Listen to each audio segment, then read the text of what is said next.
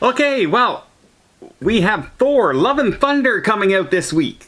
Actually looking forward to it. Heard some very good word of mouth so far from the theaters that have seen it. They're not talking about it, but they say it's positive, which is a good sign. So I know nothing about the movie other than, yeah, I'm probably going to enjoy it. I've heard nothing good about it. I've only heard, they're handing it off to Natalie Portman, girl. Yeah, but Thor. you watch a lot of those conspiracy theory and the anti-everything channels. That's what they cover. And they make it up. Half the time, more than half the time, they're making that garbage up. But it is true. In the comics, there is girl Thor. Yes, right. But and the message, everything is the Force is female, and everything is changing skin color and gender and stuff like that. So it is real, and people are tired of it. And that's the only thing I've heard about this movie. Well, only because you've heard it since they just said, "Hey, Natalie Portman's going to be Thor." But she's not Thor. She's not taking over for Thor. She's a different Thor, and she's part of the lore of Thor. There is a male and a female. Just like Supergirl is from Superman. There is a Supergirl. So they make a Supergirl movie. It's not woke. Remember, I'm just a chump. I don't read the comics. I don't know anything about it. I just watch the movies. Okay, but anyway, we will judge this movie on how good it is and how enjoyable it is. They're saying it's very much along the humor line of Thor Ragnarok, which we enjoyed. Made, what's his name? Taika Waititi or something like that? Was the director? Taika Waititi. He's got a weird sense of humor, and it really worked in Thor 3. Yes. Like, I love that movie. Yep. So, looking forward to it. But, we've been talking about the movie that we're not going to cover in this video. And today we decided, well, if we're going to watch the new one, Thor 4, if you will, let's go back and revisit the original Thor and see if it was really as good as anybody says. Some people say it was. Well, it's up there. It's much better than Thor 2. A lot of people hated the Dark World. But was Thor 1 any good at all? Or was it just an okay movie? We're going back to pre-Disney. No. Paramount Pictures. But it was still part of the MCU, though. Still part of the MCU, because Marvel still had the MCU before Disney. Yes. They just bought the MCU. And I thought that was kind of neat. Okay, this is pre-Disney stuff. Let's see how it is. It's probably going to be a little bit crappier. I think I enjoyed it more this viewing than I did back then. Possibly, because you know the character now. And you see Chris Hemsworth. You don't see Chris Hemsworth anymore. You see Thor. No matter what he's in, you see Thor now. Mm-hmm. Every time I watch him, hey, look, Thor's in a military uniform. Why? It's like that. And he's such a good actor. Like, I've seen him in other things as a comedian. He's very funny when surprisingly for a big guy and that type of character, he's a funny guy. He's 100% charisma. Yeah.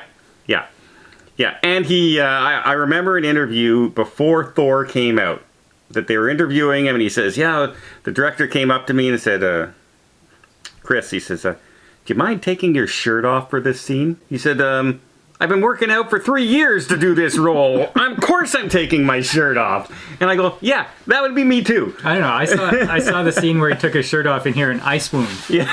Okay. Just a long, wavy hair. But in this movie, we start off and he's right away in a conflict, right?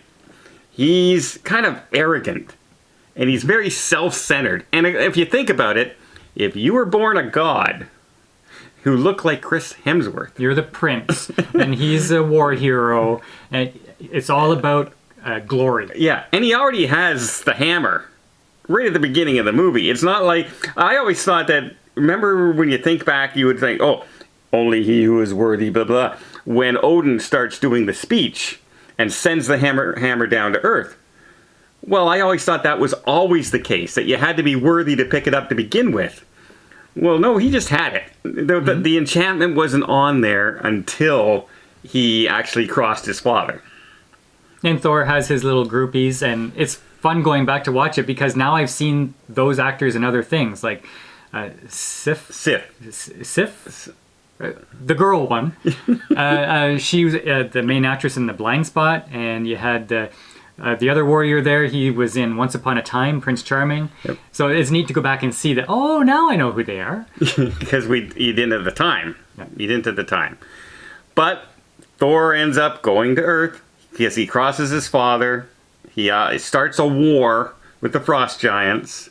And in this scene, we see Loki, his brother, and his brother is kind of, you shouldn't really do this and everything. And we think he's good. We think he's a good guy. But it's all 4D chess. He's all manipulative. He's the prince of, the mischief, right? And so, but we don't see it right away. We don't learn right away he's going to be the bad guy. We know now. He does it in a way that... Did I detect that he's being bad, or is it just my imagination and he's actually being caring? Yeah. That's how I felt multiple times throughout this movie. Yeah. And so there were some really good scenes. The fight scenes with the frost giant, good start.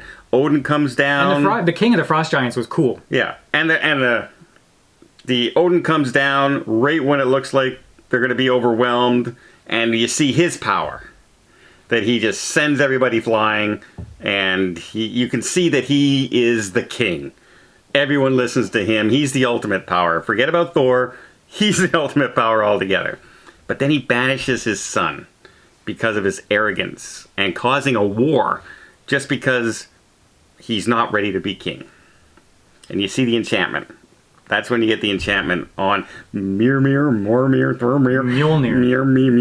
the hammer. So Thor's on Earth. He has no powers left. Well, he can still fight, but he doesn't have any powers. Big. Yeah. And three people are investigating weather phenomena that they think are kind of strange. They come across Thor. He kind of hitches up with them, and Natalie Portman... Well, they run him over. Twice. and Natalie Portman's character falls in love with Thor because he's a hunk. Mm-hmm. And it's just Thor's trek to get his hammer, to become worthy enough to be able to pick it up, and then return to Asgard and face his brother. You're also introduced to Coleman in this series. Coulson, sorry. You're introduced to him in a very fun way, in a way. Yeah, because he's kind of like a bad guy, but he's not. He's the good guy. He's the good guy. And it's also the way they introduce the hammer, with all these people having a barbecue and everything outside the hammer, trying to lift it, putting it on the chain, trying to drag it with a truck, and no one can move it. And we're introduced to Hawkeye for the first time, I believe. And Nick Fury. So there's a lot of introductions there that we grow to love these characters later on from this movie. And something I was very pleased about is Darcy. She wasn't as annoying. She wasn't as annoying as the series. As in WandaVision. Yeah. She was actually kind of fun. Yeah. And because in WandaVision it's just too much. Yeah. Yeah, that's a lot of the case. It's like Jim Carrey with Pet Detective 1, funny. Pet Detective 2, too much. Yeah. Just over the top. You become a caricature of your character. Yeah, you go over the top. So we end up in this. I was kind of torn in this movie because I didn't know who I was attracted to more, Natalie Portman or Chris Hemsworth. I'm a big fan of Natalie Portman. Her Black Swan movie, really one really truly great movie. She won her Academy Award for that. Yeah, whenever I think of Natalie Portman, I go back and I think of Padme.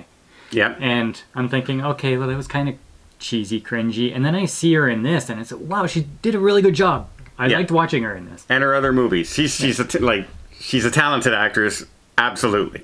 So they got a lucky. Hey, we're gonna do Thor. Let's get Natalie Portman before she blew up, before she became the big star that she is now. And there's a point where they say goodbye, and Natalie Portman and Chris Hemsworth kiss. And this kiss was the messiest kiss you've ever seen. And it's either because neither of them know how to kiss, or they've been waiting for this whole film to kiss each other. Because they went for it. Yeah. And he's a foot and he's like 18 inches taller.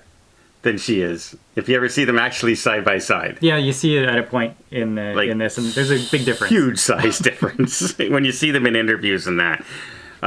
Which one makes it interesting because I'm looking at Love and Thunder coming up, and they show this one scene where they're facing each other, but they're almost the same height. And I'm gonna is she standing way over here to the camera, like the camera's there, so you have the forced perspective, or do they make her bigger? So I'm kind of curious to see that in the movie. In this movie, played her role perfectly. The side characters are good. I enjoyed the story. Yeah, Skarsgård is always good to watch. I like him. Yeah, like yeah, you're right. I probably enjoyed watching Thor more this time than when I saw it in the theater. Because we know all the characters now. And we see, oh, Loki, I know what you're doing there. You dirty guy. You know it now. But back then you didn't. It came off different. So now you're seeing those hints that they threw in that you didn't catch up the first viewing. So what do you think? Is it worth watching this again? Well, it must be because I really enjoyed watching it again. Yeah. So. Does it make you want to see Thor? It does. Like even more. Seeing Natalie Portman in this made me say, okay, well, she was so good in this. I need to see her in the next one. Yeah. And it kind of bypasses all of that negative stuff about girl Thor and any worries that I might have had. No, I want to see her in the next movie because they had really good chemistry in this one. Yep. Yeah, and even in the interviews, they have good chemistry together. So I think I'm looking forward to this movie. Thor, yeah, I think it's actually better than I thought it was. I'd probably rate it higher in the MCU list of movies now that I've seen it. Thor Dark World, don't watch it. Don't watch it. I don't know, maybe we would like that more now. No, we wouldn't. The whole story was bad, period. Thor, the original Thor, definitely worth a rewatch. In fact, out of all the movies, I'd rewatch that one before going to see Love and Thunder, even more than Ragnarok, even more than Dark World. See the original, you'll fall in love with the character again, and then you get to see it in the theater coming up this week. Can't wait. Until next time, we'll see you on the channel.